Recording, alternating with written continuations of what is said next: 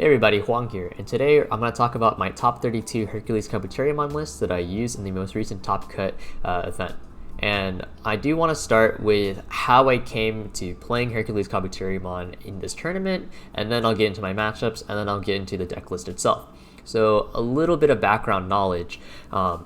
I've recently been very busy, as you may have noticed, due to lack of uploads. So I haven't had a lot of time to practice BT4 English, right? And our BT4 English is very different from the Japanese BT4 English, right? I played a lot of BT4 Japan, but I didn't play so much English, and our metas are crazy different, like red, yellow security control, OTK green, War Greymon with Magnedramon, etc. Like English has so many adaptations that didn't exist previously, so having to learn all of that and having to prepare for all of that has been really crazy. A lot of fun for sure. And originally, I was planning on playing some Ceresmon, actually. I think Ceresmon is a really good deck. It's very fast, it has a lot of control elements. I felt really good about Ceresmon, but as I played it, I noticed that it started to feel a little bit clunky, because the biggest thing about Ceresmon is that you can't hide in raising, right? That's Ceresmon's greatest weakness. And so as I kept playing it, I came to realize it would just get auto cleared. And so Ceresmon, still a very fantastic deck. It has the speed which Hercules lacks, but it doesn't have the safety of Hercules, if that makes sense. So I decided to put Ceresmon away. I considered Imperial Dramon, because Imperial Dramon is really crazy strong, because if you open a really good hand, you can blow about any matchup out of the water, really. Imperial is really great. I even decided to tech in some Nidhogg, actually, because Nidhogg would give me that surprise board clear element, right? And a lot of people wouldn't expect it, and I would just blow them out of the water. The issue with Imperial, however, was it was too inconsistent. If you didn't see your Imperials, then you were just playing Rookie Rush, and that's not so good in this meta, right? Because you have decks like War Greymon running around. So I shelved Imperial, but I was talking with a friend, right, Llama, and he was like, yeah, Hercules is really good, because it has the ability to hide in raising, it can punish super hard, it stabilizes, and I was like, okay. So I talked with him a bit. He helped me make this deck, and here we are, right? This is my take on the HerculesKabuterimon list. So going into the matchups, right? So round 1 was unfortunately a no-show, but round 2 was Yellow War Greymon, and this Yellow War Greymon was like the standard / Angemon package and whatnot. And for those of you that don't know, you want to hide in raising like 90% of the time, to be frank, when you're playing in the BC4 English meta, because stuff is scary. Like if you pulled out of raising and they go blinding War Growl Slash, like you just lost your stack. Like there's nothing you can do about it. So you just want to hide in raising so that you're not a threat to get popped. And Hercules is really good at that, because Hercules can just hide in the raising, and then if they pull their stack out, you pull yours out, and then you can just rest their stack, swing at it, get that damage. You do a lot of stuff. Hercules is really good at playing that. So I felt Hercules actually has a really good matchup into most of the tier 1s, right? Versus War Greymon, you're fairly even, honestly, but we take that. If they decide to preemptively pull out, then Hercules can go ahead and punish them, and that's a really strong factor. Versus Imperial Dramon, after they blow their load, you can just go up, Hercules, slap them, and then like what do? They can't restabilize, because now you have Hercules Nidhogg on the board. And then versus OTK Green, after they blow their load, okay, well, you can just Hercules. Like really, the answer just comes back to Hercules stabilizes the game so well. Like it's just such a good card. And then obviously decks like Megazoo, well, they give you enough memory to go into your Hercules, so you can constantly just kill their board on repeat. And red yellow security control, you do have a card that really helps with that matchup, and I'll get to that in a bit. But round 3 was another War Greymon yellow, but this one was playing the Magnedramon that we saw from Eli Hill. So it was very good at board expansion. Round 4 was another War Greymon Magnedramon list, but this one played a lot more healing. Like it played like 4 Lucemon, I think. It's kind of crazy. That was a really close game for sure, because getting through like 8 security overall was a huge pain. But I do want to say, you may notice the Grand Kuwagamon. Grand Kuwagamon really does help getting through all of that security. Great card. Round 5 was Grand Kuwagamon Stun. It was a Grand Kuwagamon deck that had Mega Gargomon as the backup character. And that was actually pretty interesting because the Mega Gargomon would allow you to get that stun off. So you can stun War Greymon. That was pretty cool. Round 6 was versus somebody from Wolfpack, Rio, and he was playing Purple Metal Garurumon, and it was a really, really great set. Game 1, he won it, right, because, you know, Nailbone is such a crazy card. In Game 2, I managed to pull it back via Grand Kuwagamon, if I remember correctly, and then Game 3, it was really unfortunate. Still a good game nonetheless. It was really back and forth. Right, I turned once Heartsland Vegemon. We managed to restabilize because we found our Nidhogg. Nidhogg cleared his board, and I was going for a lethal swing. His last security was a Trump Sword, so it stopped my lethal push, and I lost on that. But overall, it was still really, really fun. Like it was a good set. And then round 7 versus Red Ragna. It was really cool seeing Ragna as X1. Up to that point, it was really, really cool. Game 2 and 3, it kind of was not so good because I opened Rookie Rush on Game 2, which, you know, into Ragna when they swing for 4. And in Game 5, I didn't open a rookie. I mean, not Game 5, Game 3, I didn't open a rookie. But regardless, it was still really cool to see Ragna, and all of my opponents were really, really nice people. I loved playing against all of them. Especially Rio, and I didn't catch your name, but the Ragnar player I faced in round 7, those were both really, really good people. Like, absolutely a ball to play against. And hopefully I play against them in the future as well. So, now going into the list itself, I think this is actually very, very optimal. It's a really good list for Hercules. I feel like it incorporates a lot of elements. You could lean towards a pure HerculesKabuterimon build, which you would then have a lot more control element, and I think that's totally acceptable.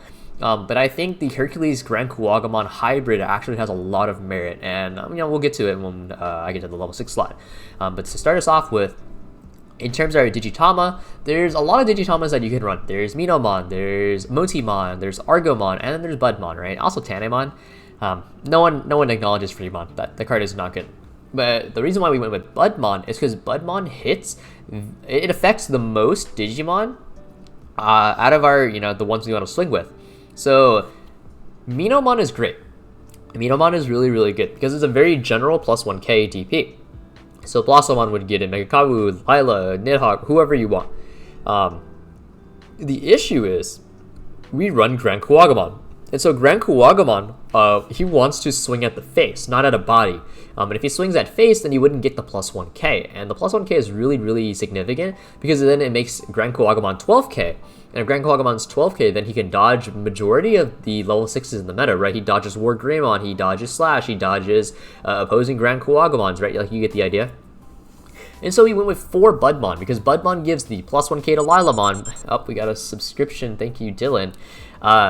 So Budmon gives the plus 1k to Lilamon, Budmon gives the plus 1k to Nidhogg, to Grand Kuwagamon, and HerculesKabuterimon.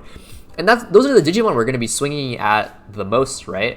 And so because it gives Grand Kuwagamon that plus 1k and makes him a 12k swing, I went with Budmon because, you know, it still hits the criteria, but it hits that extra criteria that's really, really needed. We played 2 Goblinmon because vanilla 2-costs are really, really good in general, especially when you have your download or your Digisorption, Digisorption and your level 5 slot. And there were a lot of really good level 3s in green. And I felt like the 2 Goblin, if I ever saw it, I wasn't upset. And it was cheap overall, so it helped me fill the board. So I felt like it was a good 2-of. 3 Terriermon, because I expected to face a lot of Imperial Dramon, because Terriermon is a complete blowout versus that card, because they can't Hammer Spark. It's really great. And also, it's really good versus Yellow, because if they don't have the War Growlmon, then they can't Blinding Light. You just stop it. And so I totally expected to face Yellow, and as you can see from my match record, I did face 3 Yellow players. So that card was really, really great. 1 Lalamon. How I feel about Lalamon is that if I ever see it in the game, like once, I can just constantly recycle it, so it essentially acts as like a 4-of on its own. So I thought it was a really interesting thing. And if I didn't see Lalamon, then like I wasn't exactly hurting because all my other rookies are very impactful. We played 3 Tentomon. Tentomon was really, really good in my opinion because green can be a little bit bricky. right? Green is very much so top end heavy. Its bottom end is very weak overall. Like, you can't play the game off of its bottom end. So Tentomon being a little bit extra consistency was really, really great. Sometimes he would bot deck really important cards. Like, he bot decked Needle Sprays and HPD sometimes, and it was really annoying. But overall, he was a really, really great card. And then for ST Palmon, or Starter Deck Palmon, this card was phenomenal, giving 2k to anything that swung at a Digimon. This means Hercules was 14k or 15k with a Digitama. It meant that Lilamon swung for 9. Like, it was such a good card. Chaosmon hit 16. Like, it's so great. It's so good. Like, this Palmon was nuts. Also, its artwork is phenomenal. Like, I just love this artwork. It's like top 3 artwork in the Digimon card game for me. Going into the level 4 lineup, we do have the for Vegemon. Vegemon is a great cheap hard slam. I had a hard slam Vegemon a lot turn 1 this tournament. It really, it sucked, but it could have been a lot worse. At least 4 isn't the worst cost, and so that's the reason why we play it. It also dodges Nidhogg, right? And that's a really huge thing. Being able to dodge opposing Nidhoggs is huge. For Woodmon, and the Woodmon, I for sure, for some people it may look weird, but definitely it'll make more sense when I get to my level 5 lineups. But overall, Woodmon was so good, like so insanely good. Not only for the ability to choke if my opponent locked me to 1, but also because he was a 5 to slam. So he came up a lot when I needed to hard slam a blocker and choke. And then for Kabuterimon, because Kabuterimon's a 1-cost blocker, and like, why wouldn't you play that? And then going into our level 5 lineups, you may notice we don't run Cherrymon, and so you may wonder, oh, but if you're going to hide in Raising, wouldn't Cherrymon's 2 cost be really great? And yes, Cherrymon's 2 cost is really fantastic, but versus Yellow, the objective I wanted to have was Yellow's probably just going to push me in like really hard, because I can't stop Blinding Light unless I have Terriermon on the board, right? And even then, if I'm hard slamming Terriermon that early into the game, then I'm probably conceding a lot of tempo, and we don't want to do that. And so what I wanted to achieve with my level 5 lineup is that I wanted to have the most comeback potential I could. And so rather than the cheap cost, I went for level 5s that have high quality to them, right? So they did really impactful things. So I went with a 3-3-3 split because, again, all the level 5s are really great. 3 Blossomon, because being able to go into Nidhogg off of a level 4 stack for free essentially is really powerful. Not only that, but it also helps with Grand Kuwagamon plays if you go into that. 3 Lilamon. Lilamon was so good because if my opponent ever pulled out a Raising, Lilamon was ready for the punish. Really great card. Also, that ESS is super clutch because if they have a blocker against your Hercules and you want to hit that target, then you can rest their blocker and then still get to that target that you want. And so you don't have to double Digiburst, so then you can save that Digiburst for another time. Lilamon was also really great at just punishing the opponent. And then 3 Mega Kabuterimon. Mega Kabuterimon underneath a Hercules Kabuterimon was huge because it was a free 2 damage, one of which was a security burn. So this card was super excellent. It would have been super excellent versus Red-Yellow Security Control, which ended up winning the event because you would be able to burn the top of their security, and then they wouldn't get the effect off. So that card is really great. Overall, it's also just really good versus Yellow because if you force them to 0 and they can't heal, then they can't Ward Greymon, and that's a really huge thing. So Mega Kabuterimon was a fantastic card. And going into our 6 slots, we do have the 3 Nidhogg. I think Nidhogg is the best card in green by like a landslide. This card is absolutely bonkers. It's so powerful. People play into it all the time because they just forget Nidhogg's a thing. But if they play into it, then Nidhogg is just a straight board wipe. So absolutely phenomenal card. And it also synergizes with cards like Lalamon, cards like Budmon, etc. Well, not so much Budmon because you Digiburst it away, but sometimes you don't need a Digiburst away, and then Nidhogg randomly swings for 14, so you can just some cool stuff. And then you have 2 Grand Kuwagamon. I incorporated the Grand Kuwagamon package, and the reason why I incorporated this Grand Kuwagamon package was because I felt like Hercules Kabuterimon sometimes couldn't push for damage, right? Because it is a relatively slow card. So the Grand Kuwagamon gives you that additional damage that you really do seek. Not only that, but it's also a 3 cost to evolve. So if you only have 3 and you're on Mimi, then you can go into the Grand Kuwagamon without passing, which Hercules cannot. And so I felt like that was a really important trait, and it came up a ton. I honestly went into Grand Kuwagamon more than I did Hercules, ironically. Not because I wanted to, but more so because he just came up more. Like I just drew him more. It was kind of funny. So really, it's a Grand Kuwagamon deck with a Hercules backup, JK. But yeah, Grand Kuwagamon was really, really great. Oftentimes, I only Digibursted the once, so I left 2 stacks, specifically the Budmon, because then Grand Kuwagamon could swing for 12k, and then he would be a lot safer in the security check, because then what I could do immediately afterward is that I could just go, after he swings, I could just Digiburst again, right, because I can just do it during the same phase, and then I can Chaosmon on top of that to get that additional damage off. So regardless, I was getting huge damage off. I just wasn't being dumb about it, right? And then we have 3 Hercules. Hercules, again, was the really great card. It offered a lot of control element. It was a huge comeback potential card. If my opponent ever got ahead, Hercules was great at punishing that. But sometimes we didn't want to see Hercules because Hercules, again, is a 4 cost and he concedes a lot of tempo in the game. So we only played him at 3 with 2 Grand Kuwagamon. We played the 2 Chaosmon. I considered Valder Arm to add more control elements, but when you have Mega Kabuterimon, Starter Deck Palmon, Grand Kuwagamon, it feels really incentivized to play the regular Chaosmon. And because HerculesKabuterimon is such a great Digimon to sit on, we only play 2 because we don't rely on seeing our Chaosmon to win the game. We can sit on our Hercules and be very content about life. We play the 1 Hidden Potential discovered because Hidden Potential is absolutely like a nuts card. Nidhogg is a 0 cost and he reduces the cost of chaos to 1, so it's a really, really good card. And Hercules also becomes a 0 cost, so then you eliminate the weakness of Hercules completely, so really good stuff. 2 Needle Spray. Needle Spray comes up a lot. This could have been Flower Cannon because Flower Cannon is a stronger security effect overall in my opinion, but if your opponent has a board wide at that point, wide enough at that point, you could just Nidhogg them more or less, and that'd probably do the job as well, because if they have a wide board, they'd probably fall under the DP threshold that Nidhogg would just bury. So Needle Spray was really good, not only for the ability to rest blockers or set up a Nidhogg play, but also it added itself to its hand, so it essentially recycled itself, I guess. And then we played 3 Mimi. Mimi was so important this weekend. It's just an important card in general, because if you get choked to 1 and your opponent is constantly having 3 memory to play with, then it feels super bad to play this deck, because you know Hercules does cost 4, so you would pass often, and just passing often isn't very great. So Mimi was super duper important on this, because I mean just in general the ability to recycle your redo your breeding phase, going to Grand Kuwagamon without passing turn, just Digivolving in general without passing turn, except for the Hercules, right? Super, super duper impactful. Mimi is such a good card. If I didn't see Mimi, the game was extremely difficult. Thus, I played 3 because I really needed to see this card. Like, it was non-negotiable that I needed to see Mimi, so we put it at 3. But overall, this deck has I would say like a pretty good matchup into the current War Greymon variant, right? Because if they lacked a little bit the control element, right? Because a lot of them went into the more healing aspect, and so HerculesKabuterimon is really great at the slow game. You have a good Imperial, like I said, because you can just punish them on the backswing.